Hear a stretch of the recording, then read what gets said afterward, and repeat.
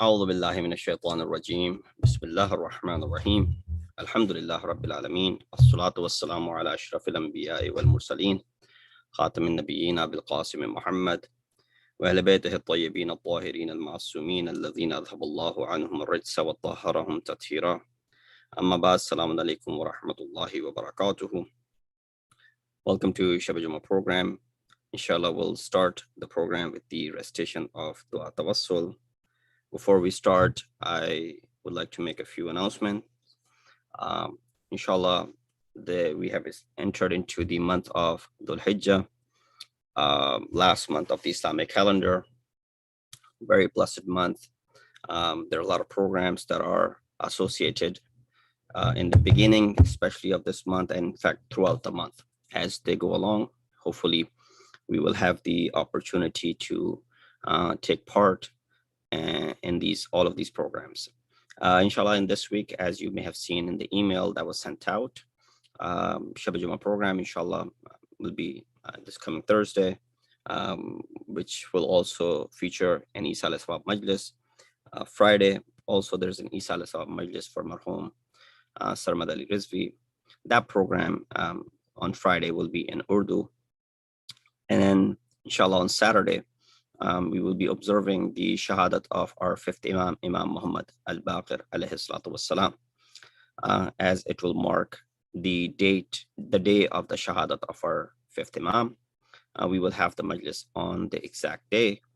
Program will start prior to Maghrib, as it was sent out in the email around 7:15.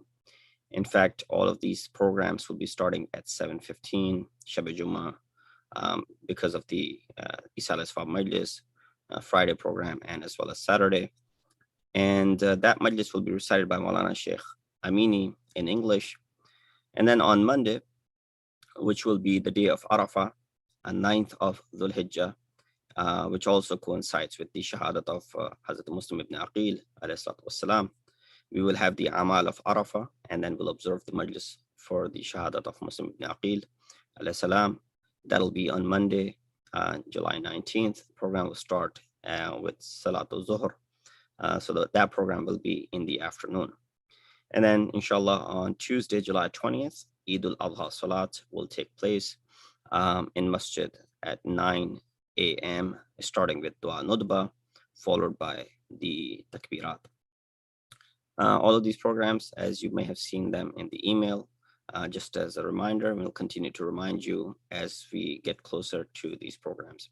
Without further ado, let me request Brother Rahil to go ahead and start us off with the recitation of Dua Tawassul. Bismillah Rahil.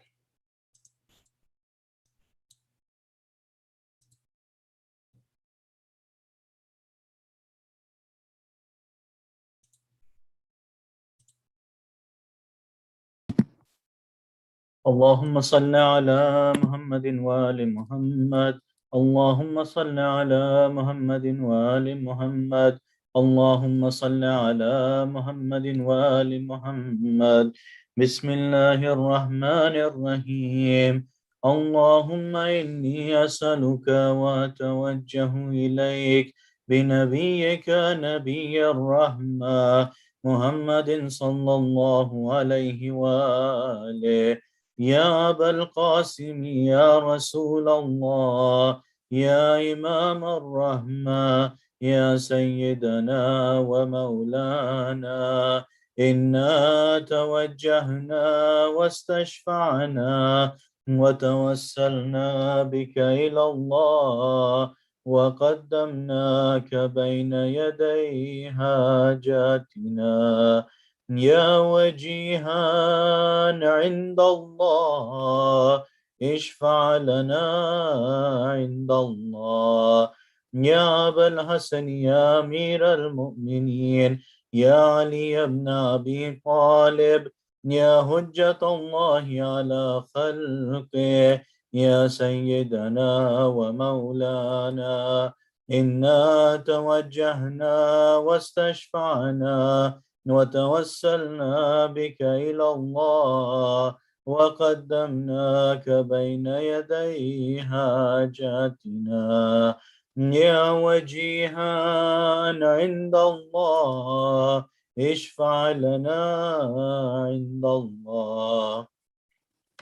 يا فاطمة الزهراء يا بنت محمد يا قرة عين الرسول يا سيدتنا ومولاتنا، إنا توجهنا واستشفعنا وتوسلنا بك إلى الله وقدمناك بين يدي حاجاتنا.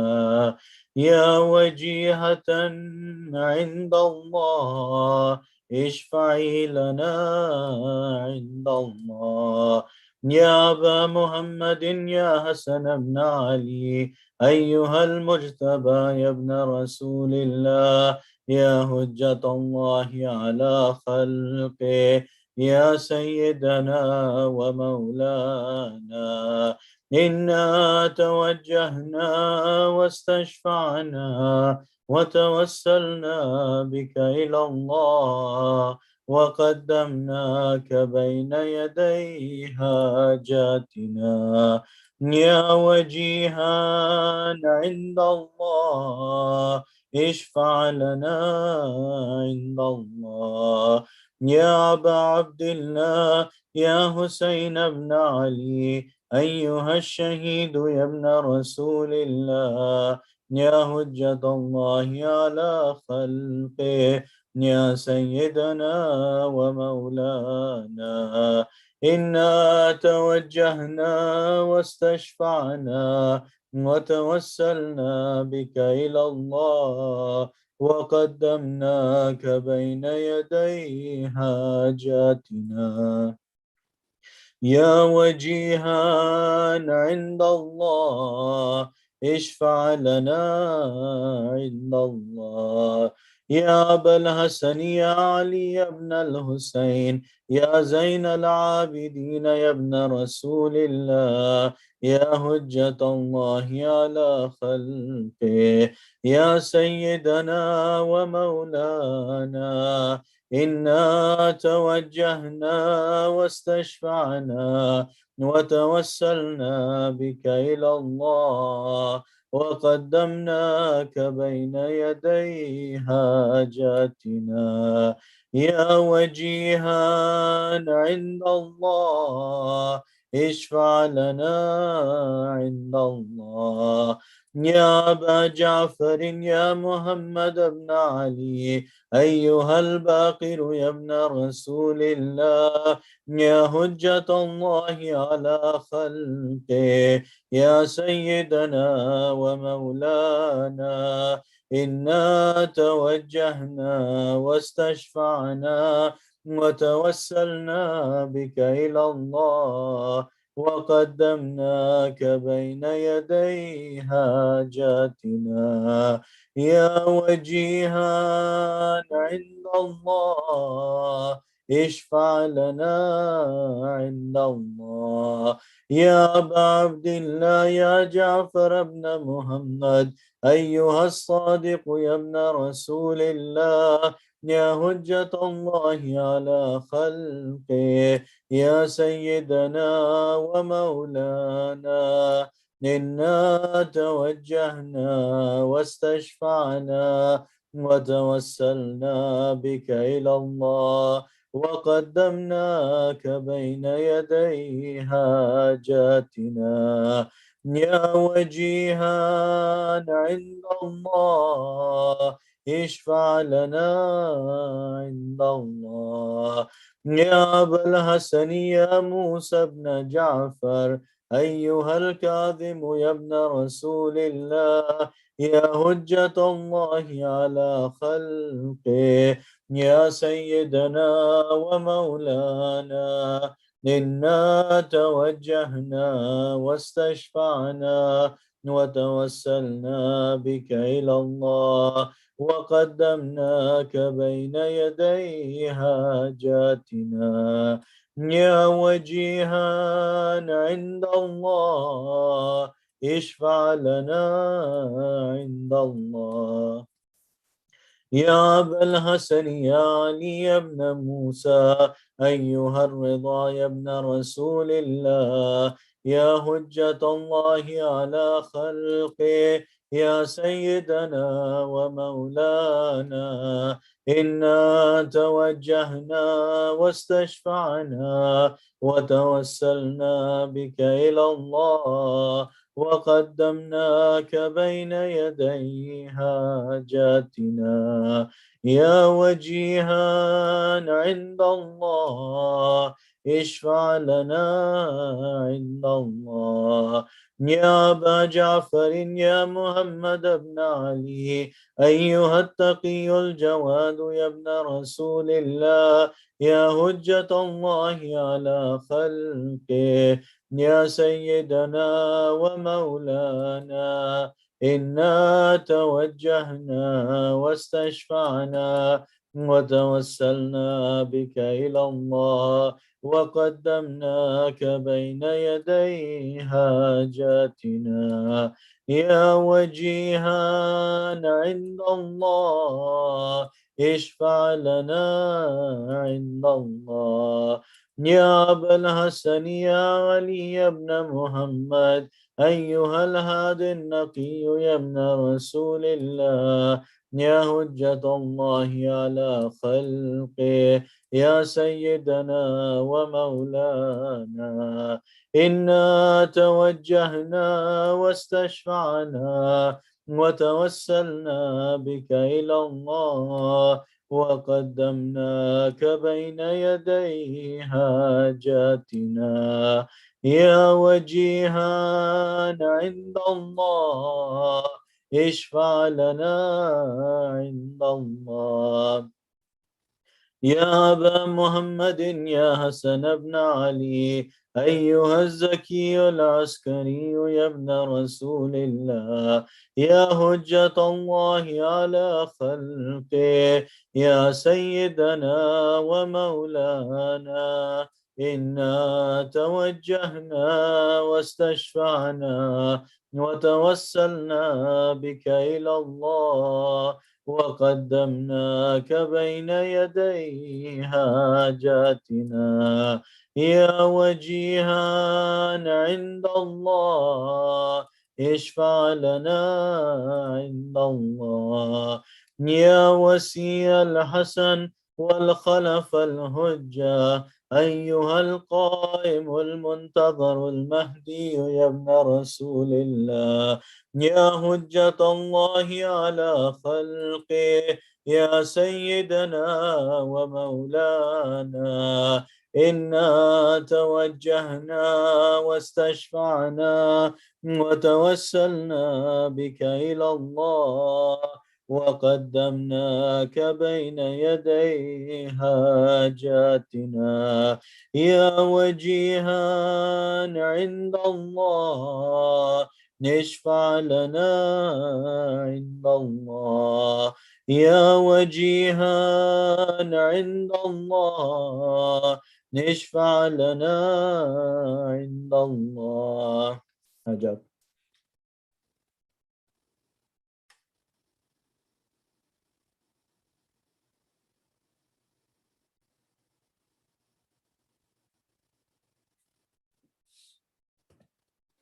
يا سادتي وموالي إني توجهت بكم أئمتي وعدتي ليوم فخري وهاجتي إلى الله وتوسلت بكم إلى الله واستشفعت بكم إلى الله فاشفعوا لي عند الله واستنقذوني من ذنوبي عند الله فإنكم وسيلتي إلى الله وبحبكم وبقربكم أرجو نجاة من الله فكونوا عند الله رجائي يا سادتي يا أولياء الله صلى الله عليهم أجمعين ولعن الله أعداء الله الظالمين من الأولين والآخرين آمين رب العالمين اللهم صل على محمد وآل محمد.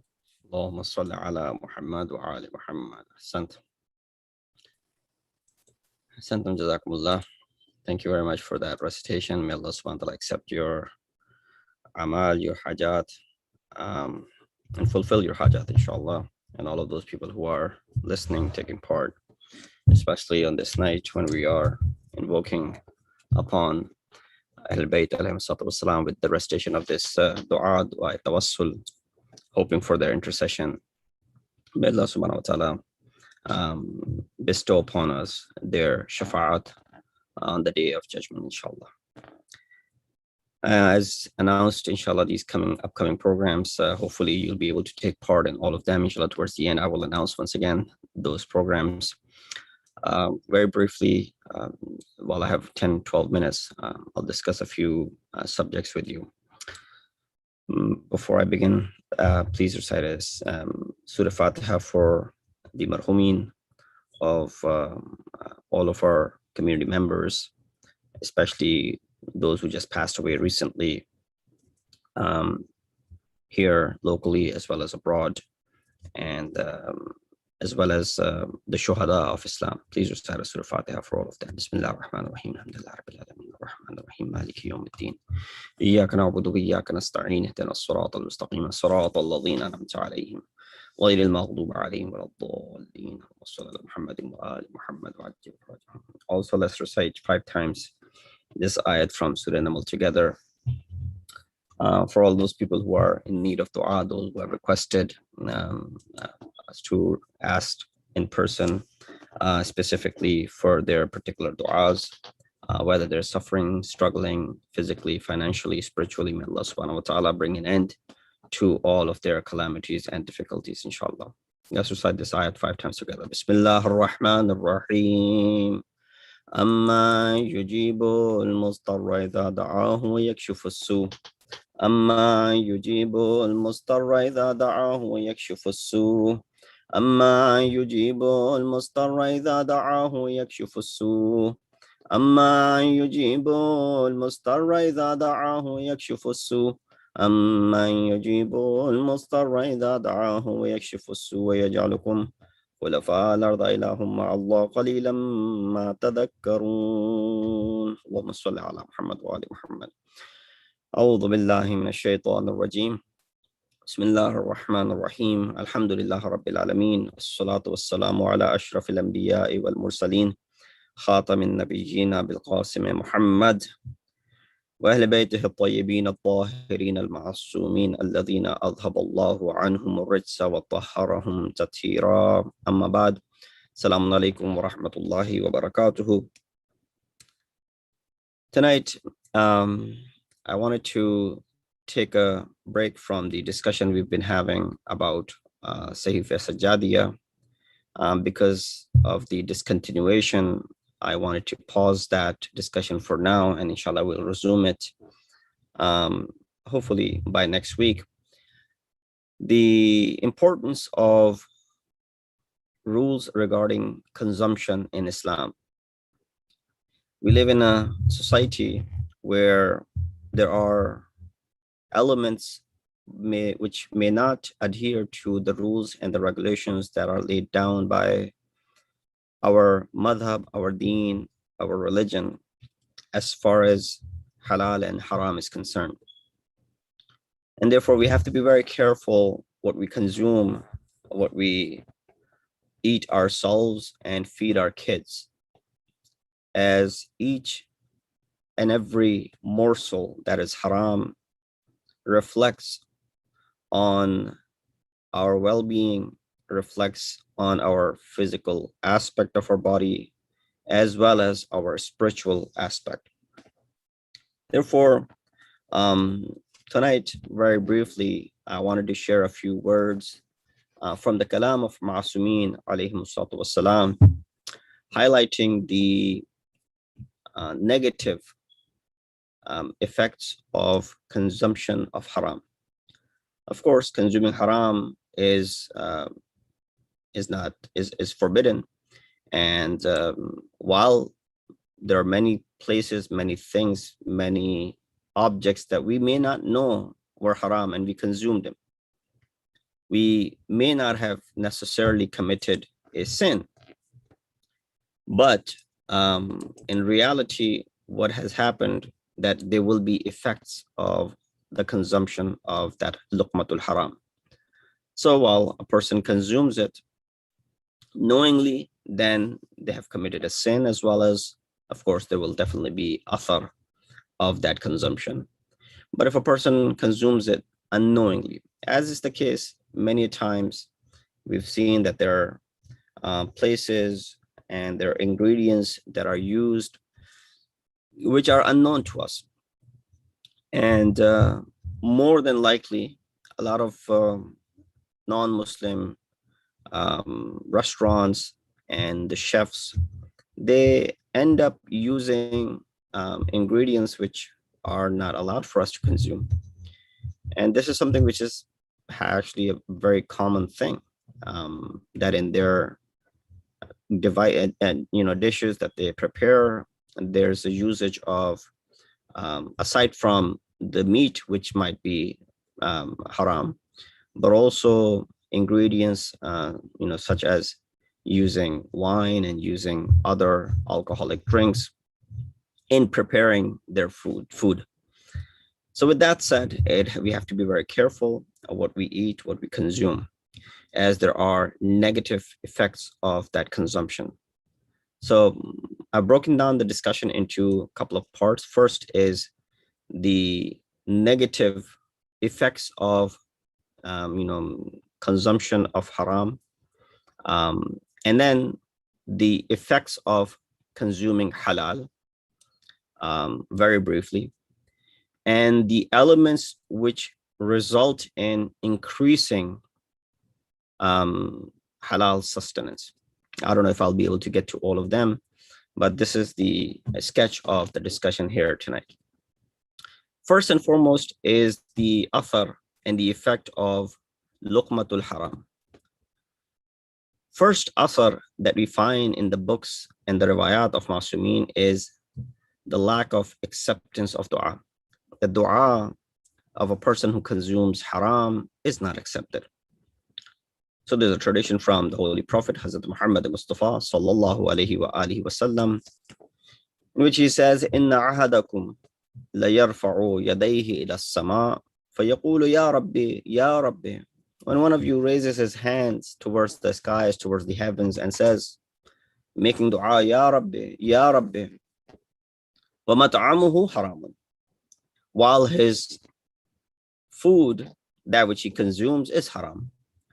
وَمَلْبَسُهُ حَرَامٌ, and that which he wears is also haram. Now here, the concept of haram could be the fact that the object itself is haram. So for example, food haram, meaning it is meat which is not slaughtered Islamically, or meat of an animal which is haram to consume altogether.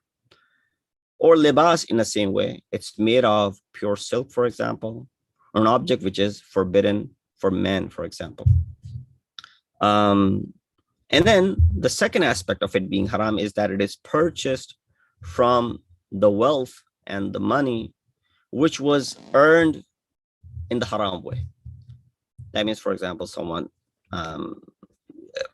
won that money in a lottery, for example, by gambling, for example, or someone's job and duty is to deal with the tools of gambling or alcohol or pork and wine and so on and so forth.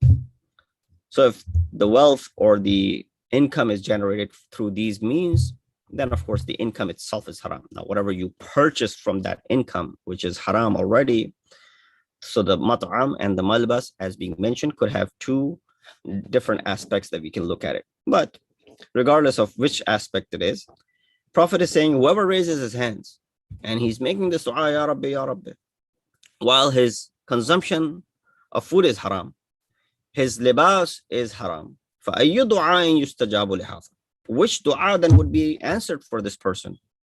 وَأَيُّ عَمَلٍ يُقْبَلُ مِنْهُ, which action would be accepted from this person? وَهُوَ يُنْفِقُ مِنْ غَيْرِ حِلٍّ, while this person is spending. The word infaq could be used over here, infaq in the way of Allah subhanahu wa ta'ala, for example, or spending in general, min ghayri halin, from something which is not halal. Then Prophet says, in hajja haraman. If this person performs hajj with this wealth, his hajj is haram. Wa in tasaddaqa biharamin. If he gave sadaqah with that wealth, that sadaqah is with haram. Wa in tazawwaja biharamin. If he got married with that wealth, his marriage is also haram. Wa in sama aftara ala haramin. And then if he fasted and he broke his fast, of course, breaking the fast means, when the time of salat comes, you go ahead and open your fast. Aftara ala haramin. He broke his fast upon haram. Faya wayhuhu ma alima anna Allah tayyibun la yaqbalu illa tayyib.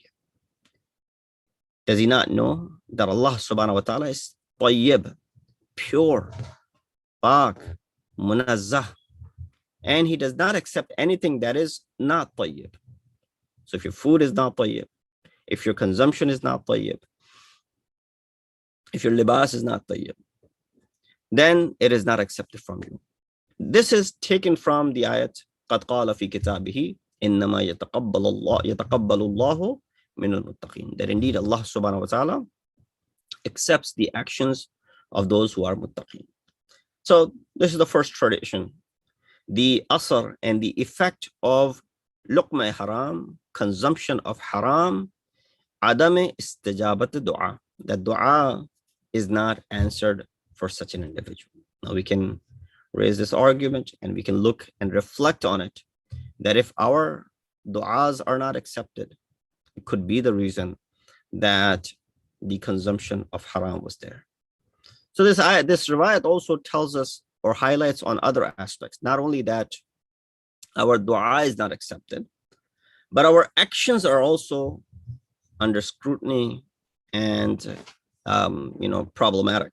There's ishkal in it, that there are actions that we're performing, such as our salat, our sawm, and even outside of the obligations, such as giving sadaqah, or even as the riwayat mentioned, getting married. Then it mentioned hajj and salat and fast.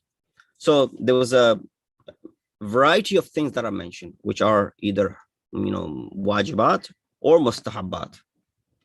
All of these are under question if a person is consuming haram. So that's as far as the dua of insan is not accepted when they consume haram. Another tradition mentions that a person who consumes haram, he exits the wilayat. Wilayat is the authority of ma'sumin over us. So the khuruj min al-wilaya, Prophet said, qala Rasulullah, and then Amir al-Mu'mineen is quoting, laysa min shi'ati man akala ma lam ra'in haraman. That person is not from our Shia who consumes the mal which is haram. And laysa min shi'ati here is highlighting on the aspect of how this person has exited the realm of being under the wilayat of Masumin alayhim salatu wassalam. Again, this is self-explanatory hadith, so I don't need to go further in details as to the direct connection that Imam is drawing. Now you say, well, how is it possible? What is the connection here? Just for children who are listening, to explain to them. Now, when you consume haram, as the effects, the physical effects of that, it starts building your flesh and blood with that consumption of haram. And then it leads to you neglecting the obedience. Lack of obedience comes into play. And of course, our amal are also being corrupted because of the consumption, as it was mentioned in the previous riwayah. And when all that is happening, it leads to one thing to another. A person exits the wilayat of Masum. They're no longer under the wilayat and the authority of Masumin alayhi salatu wassalam. At another place, Prophet of Islam, Hazrat Muhammad Mustafa sallallahu alayhi wa sallam says, La yashummu riha al-jannati jasadun nabata ala al-haram. that body will not even smell the fragrance of paradise, let alone going to paradise. لا يشم ريح الجنة جسد. That body, that jasad, will not even smell the fragrance of Jannat. Nabata al haram, that which has grown and raised on haram, consumption of haram. So when a person consumes haram, the body and the flesh that builds up, when children are young, they drink a lot of milk because it's good for their bones. Bones are strong, and as they're growing up, more consumption of milk is required for them. So you see that our body, our bones are direct result of what we consume. And a lot of illnesses do come about from the consumption of different types of food that we eat. Right away, I'm sure everybody knows this much, as we're all well versed with some of these illnesses because they're so prevalent around us, that those who are suffering with heart disease or high cholesterol, of course, they need to avoid from certain type of food. Those who are suffering from diabetes, they have to avoid certain type of food. So all of these have direct effect on our bodies. They reflect and they affect our bodies directly. So Prophet said, "La yashummu rihal jannati jasadun nabata al haram." That body will not even smell the fragrance of paradise, which has grown up. That means the flesh and blood is made and he's raised on the consumption of haram. And similarly, other traditions in this reference as well. Some of them mention that how rizq halal decreases. So while a person is earning halal and consuming haram at the same time, how the halal sustenance will start to decrease because of the consumption of haram. So there are two means of earning. One means is haram, there's more benefit in it, and another means is halal. Kind of like the example of someone who not works at a place which sells both halal and haram things, but someone who owns a place which sells both haram and halal things. So for example, if I work at a place like Walmart or work at a place, like grocery stores or other places where they sell both halal and haram things. So you'll find, sale of alcohol and sale of pork and non-dhabiha meat and other ingredients which are haram. While they also sell a lot of things which are halal. When that is the case, my earning as a worker is considered to be halal because there's both type of objects are being sold over there. But if I'm the owner of this shop, this store, this market, whatever it may be, and I am selling both haram and halal, then this is where it mentions that it decreases your halal because of the consumption of that haram. And there are many other riwayat that talk about how the heart becomes stern. Person shows this hasrat on the day of judgment that I wish I had not done that. Becomes the recipient of the la'an of malaika. It says, وَقَاتِ اللُّقْمَةُ مِنْ حَرَامٍ فِي جَوْفِ الْعَبْدِ لَعَنَهُ كُلَّ مَلَكٍ فِي السَّمَوَاتِ وَالْأَرْضِ. That when luqma haram is consumed, how all of the malak, the angels in the heavens and the earth, they send their la'anat upon such an individual, and other traditions in this regard. So I ran out of my time, but I also wanted to share the positive effects of halal consumption. One or two things, inshallah, I'll conclude. First, a result of halal consumption is the illumination of heart, nuraniyat of our heart, our qalb, our dil. قال رسول الله صلى الله عليه وآله ضياء القلب من أكل الحلال. the illumination of the heart is through halal consumption. So again, as haram consumption would grow your flesh and blood, similarly halal consumption will do the same thing. When it is done through halal means, it says, Man akala al-halala arba'ina yawman nawwara Allahu qalbahu wajriya yanabi al-hikmah min qalbihi ila lisanihi. Wajri yanabil hikmata min qalbihi ila lisanihi. He says, whoever consumes halal for 40 days, Allah purifies and illuminates this person's heart, and the springs of wisdom spring out from his heart and through his tongue. So this is the natural effect of a person's halal consumption. You've seen people who are very soft-spoken, very non-confrontational, always speaking with respect and dignity and honor. It might not be that they're grateful, or they're greatly educated, or scholars or whatnot. The consumption of halal. If a person consumes halal for 40 days, Allah illuminates their heart, and this is coming from the ilm is being given in that direct manner. And what comes out? It springs out yanabi'ul hikmah, words of wisdom from their heart travel to their lisan, to their tongue, and they come out. So this is one of the effects of consuming halal. Dua is answered of such an individual who consumes halal. As it was in the previous case, dua is not answered. And also a person who consumes halal, but sometimes, as we are all a culprit of this, we end up committing sins, because that's in our nature. We're not infallible. It says, Man akal al halal qama ala rasihi malakun istaghfir lahu hatta yafrugha min aklihi. That we are forgiven just merely for consuming halal.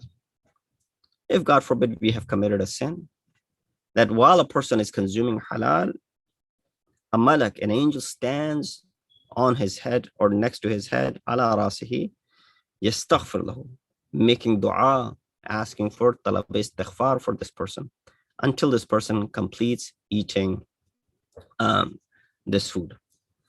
Allah subhanahu wa ta'ala provides hifazat for a person who consumes halal as well. This is, Ya Ahmad, this is the conversation that Rasulullah had when he went to Miraj. Inna al-ibadata asharatu ajza'in tis'atun minha talabul halal. That indeed ibadat has 10 juz, portions. 9 of them are in seeking halal.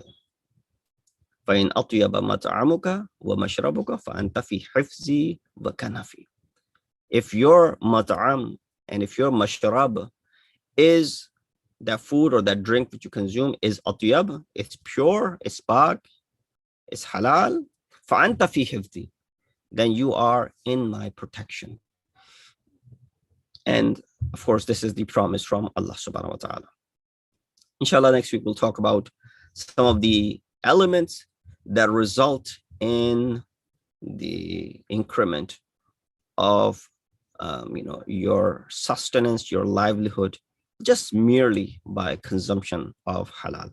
We ask Allah subhanahu wa ta'ala that He gives us the tawfiq and ability, that we purify our food and our drinks, that we purify that which we consume, which will eventually help us in our physical well-being, but also at the same time in our spiritual well-being. Wa akhiru da'wana an alhamdulillahi rabbil alamin. Mutawajjih ziyarat. Assalamu alaikum ya Rasulullah, assalamu alaikum ya Nabi Allah, assalamu alaikum ya Habib Allah, assalamu alaikum ya Khiyaratullah, assalamu alaikum wa rahmatullahi wa barakatuh. Assalamu alaikum ya Abu Abdullah, assalamu alaikum ya Rasulullah, assalamu alaikum wa ala jaddik wa abik wa ala ummika wa akhik wa rahmatullahi wa barakatuh. السلام عليك يا غريب الغرباء، السلام عليك يا معين الضعفاء والفقراء، السلام عليك يا شمس الشموس وعنيس النفوس، أيها المدفون بأرض طوس علي ابن موسى رضا ورحمة الله وبركاته. السلام عليك يا صاحب العصر والزمان، السلام عليك يا إمام الإنس والجان، السلام عليك يا شريك القرآن، عجل الله تعالى فرجك وسهل الله مخرجك وظهورك وجعلنا من أعوانك وأنصارك ورحمة الله وبركاته. اللهم صل على محمد.